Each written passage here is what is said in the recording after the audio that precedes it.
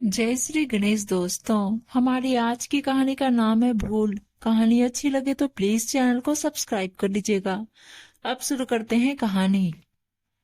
घर के सभी सदस्यों के खाना खाने के बाद प्रिया अपने लिए खाना परोसने जाती है, परंतु उसने देखा रोटी के डिब्बे में दो ही रोटियां हैं और सब्जी तो बिल्कुल भी नहीं है। 3 बज चुके थे। भूख जोर से लगी थी, इसलिए वह सब्जी के बर्तन से रोटियां रगड़कर खाना खाने लगी। बीच में पानी पीती जाती, आंखों से आंसू टपक रहे थे। उसकी छोटी ननद कीर्ति पानी पीने किचन में आती है और पूछती है, भाभी क्यों रो रही हो? कुछ नहीं कहकर आंसू छुपाते हुए मुस्कुरा देती है। खाने के खाली डिब्बे देखकर कीर्ति अपनी माँ राधा जी से जाकर कहती है कि भाभी को आज फिर खाना नहीं बचा। राधा जी किचन में आती है। पीछे से उनके पति प्रमोद जी भी आ जाते हैं। राधा जी के स्वभाव से भली भांति परिचित थे, परंतु राधा जी दिखावे के लिए कहती हैं कि रोटियां नहीं बची तो बना नहीं सकती, भूखी क्यों रह गई। प्रिया बोली, मम्मी जी मैंने खाना खा लिया है, कहकर अपने काम में लग जाती है। प्रमोद जी बाहर आकर राधा जी से बोले कि घर में सब कुछ है और मैं पर्याप्त इंतजाम करता हूँ, फिर भी तुम ऐसा क्यों करती हो? बहू को पेट भर खाना तो खाने दिया करो। राधा जी बोली कि एक दिन अगर खाना कम पड़ गया तो क्या हुआ, कौन सा पहाड़ टूट पड़ा, अपने लिए 2 रोटी बना सकती थी। प्रमोद जी चुप रहे, क्योंकि यह किस्सा 2-4 दिन बाद होता ही रहता था। वैसे प्रिया के आने के बाद से राधा जी ने किचन से दूरी बना ली थी, परंतु सभी सामग्री वह अपने हाथ से निकालकर प्रिया को देती थी। कभी कभी प्रिया हिम्मत करके कहती थी कि मम्मी जी, परिवार के खर्च के हिसाब से यह चीज पर्याप्त नहीं है, तो सासू माँ डांट कर कह देती कि तुम मुझसे ज्यादा जानती है। मैं इतने सालों से इस घर को चलाती आई हूँ, और वह चुप हो जाती। जबकि प्रमोद जी घर में पर्याप्त मात्रा में सामान लाकर रखते थे। प्रमोद जी का भरा पूरा परिवार था। बड़ी बेटी की शादी हो चुकी थी। छोटी बेटी कीर्ति बीएड कर रही थी। बड़ा बेटा पंकज एक कंपनी में इंजीनियर है। उसकी पत्नी प्रिया एक आदर्श बहू है। प्रिया की शादी को 1 साल से ऊपर हो चला था, लेकिन राधा जी उसे दिल से स्वीकार नहीं कर पाई थी, क्योंकि उन्हें अपने इंजीनियर बेटे के लिए बहुत पढ़ी लिखी बहू और साथ में ढेर सारा दहेज भी चाहिए था। प्रिया मध्यम वर्गीय परिवार से थी। एक रिश्तेदार के यहाँ शादी समारोह में प्रमोद जी ने प्रिया को देखा, तो उन्होंने उसे अपनी बहू बनाने का निश्चय कर लिया, क्योंकि प्रिया बहुत सुंदर थी और साथ में सुशील और संस्कारी भी थी। सुंदर थी, इसलिए पंकज भी शादी के लिए तैयार हो गया। उस समय प्रिया बीकॉम कर रही थी। रिश्तेदारों और घर वालों की सहमति से शादी निश्चित हो गई और राधा जी के ना चाहते हुए भी विवाह हो गया। फिर दिखावे के लिए तो राधा जी प्यार दिखाती रही, लेकिन प्रिया को परेशान करने और ताना मारने का कोई मौका नहीं छोड़ती।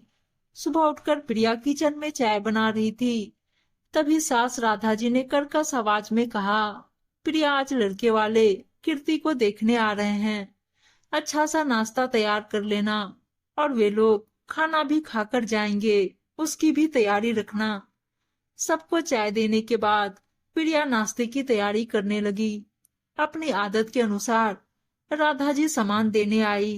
तभी प्रिया हिम्मत करके बोली, मम्मी जी, मेहमानों का खाना है, मुझे बनाना है, सामान मैं अपने हिसाब से ले लूंगी। सुनकर राधा जी बड़बड़ाती हुई किचन से निकल गई। प्रिया ने नाश्ता तैयार किया और बीच बीच में वह कीर्ति को भी तैयार करती रही। इतने में मेहमान आ गए। प्रिया ने मेहमानों को नाश्ता दिया और तभी कीर्ति चाय लेकर आ गई। वे कीर्ति को देखकर बोली कि हमें तो लड़की पसंद है, अब दोनों बच्चों की बात भी करवा दीजिए। थोड़ी देर के लिए बच्चों को बाहर बगीचे में भेज दिया। दोनों परिवार पहले से परिचित थे और प्रमोद जी का घर संपन्न था, इसलिए दहेज तय नहीं किया गया। दोनों परिवारों ने औपचारिक बातें की। तब तक प्रिया ने खाना तैयार कर लिया।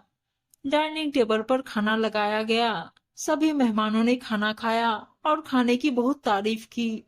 खाने के बाद शादी की तारीख पक्की करने के लिए कहकर मेहमान अपने घर चले गए।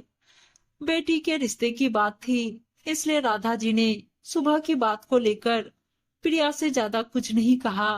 घर के सभी लोग खाना खाने बैठे और प्रिया के एक दो बार कहने पर ही राधा जी खाना खाने बैठ गई। इतने में प्रिया के फोन की घंटी बजी। उसने फोन उठाया। बड़ी ननद सिमी का था। सिमी ने फोन पर कहा कि बच्चों की छुट्टियां हो गई है, वे नाना नानी के यहाँ आने की जिद कर रहे हैं, इसलिए कुछ दिनों के लिए मैं वहां आना चाहती हूँ। और सभी कुशल समाचार भी पूछा। प्रिया बोली, दीदी कैसी बात कर रही हो, यह आपका मायका है, आप कभी भी कितने ही दिनों के लिए यहाँ आ सकती हो, इसमें पूछने वाली क्या बात है। मम्मी पापा पर जितना पंकज का हक है उतना आपका भी है। वैसे कब आ रही हैं आप? सिमी बोली, कल सुबह पहुंच जाऊंगी।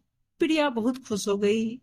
दूसरे दिन सुबह से प्रिया साफ सफाई में लग गई और फिर बहुत अच्छा सा नाश्ता तैयार कर लिया। पंकज नाश्ता करके सिमी को लेने स्टेशन चला गया। कीर्ति अपने कॉलेज चली गई। प्रिया ने सास ससुर को भी चाय नाश्ता दे दिया और थोड़ी देर में उसकी ननद दोनों बच्चों के साथ घर आ गई। आते ही सिमी ने प्रिया को गले से लगा लिया और प्रिया ने दोनों बच्चों को बहुत प्यार किया। प्रिया ने सबको नाश्ता कराया। नाश्ता करके पंकज ऑफिस चला गया। प्रिया किचन में खाने की तैयारी में लग गई। सिमी उससे बोली, भाभी नाश्ता तो कर लो। राधा जी तपाक से बोली, कर लेगी, नाश्ता कहाँ भागा जा रहा है, बच्चों को भूख लगेगी, खाना बनाने दे। सुनकर सिमी को बहुत बुरा लगा। वह माँ से बोली, क्यों माँ, वह इंसान नहीं है, उसे भूख नहीं लगती, सुबह से काम में लगी है। सिमी ने अपने हाथों से नाश्ता लगाकर प्रिया को नाश्ता कराया। फिर सिमी किचन में प्रिया की मदद करने पहुंच गई।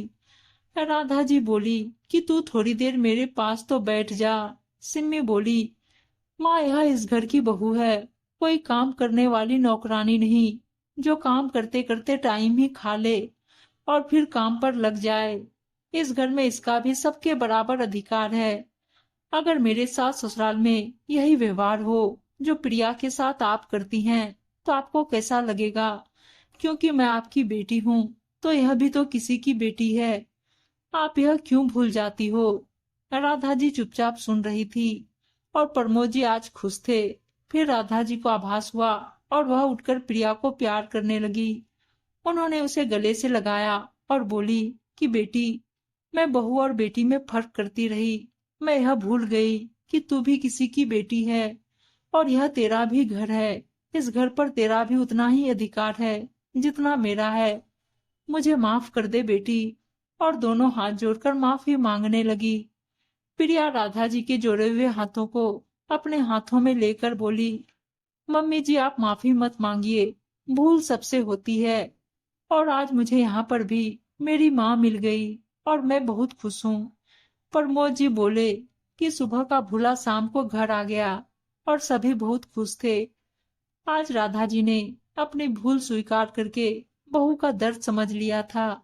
उम्मीद है दोस्तों कहानी अच्छी लगी होगी और अच्छी अच्छी कहानियां सुनने के लिए चैनल को सब्सक्राइब और वीडियो को लाइक शेयर जरूर कर दीजिएगा।